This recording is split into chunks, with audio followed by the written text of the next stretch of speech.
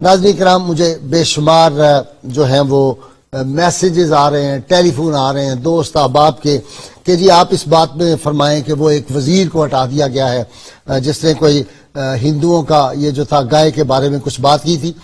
میرا ذاتی نقطہ نگاہ، یہ میرا ذاتی خیال ہے، جو کچھ نے کہا میں اس کی تائید کرتا ہوں۔ میں بارہا کہہ چکا ہوں کہ گائے کا پیشاب پینے والے جب میدان جنگ میں ہندوستان کے ہمارے مقابلے میں آئیں گے تو آب زمزم پینے والوں کا مقابلہ نہیں کر سکیں گے۔ یہ بات میں اپنے آخری سانس تک کہتا رہوں گا، یہ بات بالکل ٹھیک ہے۔ اور دوسرا، مجھے اس کا جواب یہ ہے کہ وہ آج حالت ہماری یہ ہو گئی کہ رقیبوں نے رپٹ لکھوائی ہے جا جا کے تھانے میں کہ اکبر نام لیتا ہے خدا کا اس زمانے میں۔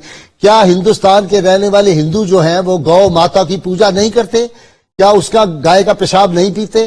کیا گو کولا جو ہے وہ اب باہر بھی ایکسپورٹ ہونا شروع نہیں ہو گیا؟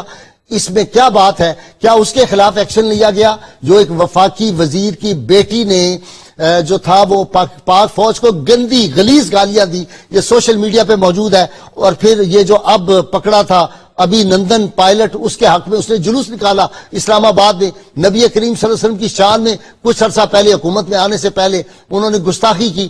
اس بات کا کوئی ایکشن نہیں لے رہا، جسے یہ کہا کہ اللہ میاں کے بعد سب سے بڑا جو ہے وہ ہمارا وزیر اعظم ہے، اس کے خلاف کوئی ایکشن نہیں لیا گیا۔ جس نے ہندوؤں کے بارے میں، کیا یہ پاکستان میں ترقی کی اب یہ علامت ہوگی کہ ہندوستان کی تعریف کی جائے، ہندوؤں کی تعریف کی جائے، پاکستان کو گالی دی جائے، پاکستانی فوج کو گالی دی جائے، اور پھر آپ کو ترقی ہوگی؟ اسلام کے خلاف بات کی جائے۔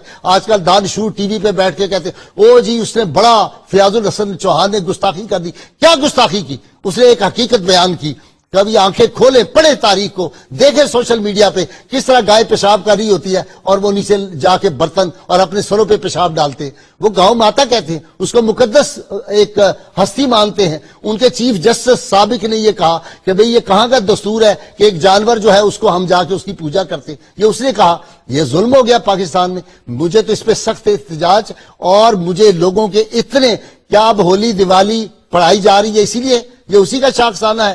یہ کرسمس پڑھائی جا رہی ہے اسی کا شاخسانہ ہے۔ یہ میلاد النبی کو کور سے بچوں کے نکال دیا گیا۔ میری امیر اساکر جناب باجوہ صاحب سے درخواست ہے، خدا کے لیے اس بات کا نوٹس لیں۔ اس قوم کو، اپنے فوجی جوانوں کو، جب تک محمد بن قاسم، صلاح الدین ایوبی، سلطان محمود غزنوی، خالد بن ولید، طارق بن زیاد یہ نہیں پڑھائیں گے، مولا علی شیر خدا نہیں پڑھائیں گے، ان میں شجاعت کہاں سے آئے گی؟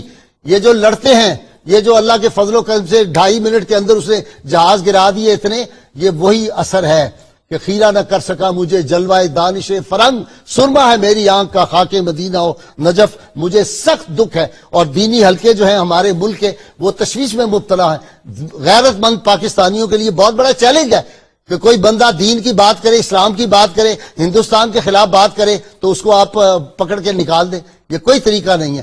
اللہ تعالیٰ ہمیں ہدایت نصیب کرے، اور پاکستان کے جو غیرت مند مسلمان ہیں اور جن کا باپ ایک اور ماں ایک ہوتی ہے، وہ ہمیشہ دین کی بات کریں گے، پاکستان کی بات کریں گے، پاکستانی فوج کے حق میں بات کریں گے۔ اس کے خلاف گالی دینے والوں کے ہم سخت مخالف ہیں۔ بٹاؤ ان کو عہدوں پہ، اس کا نتائج بھی تم جلد بھگت لو گے۔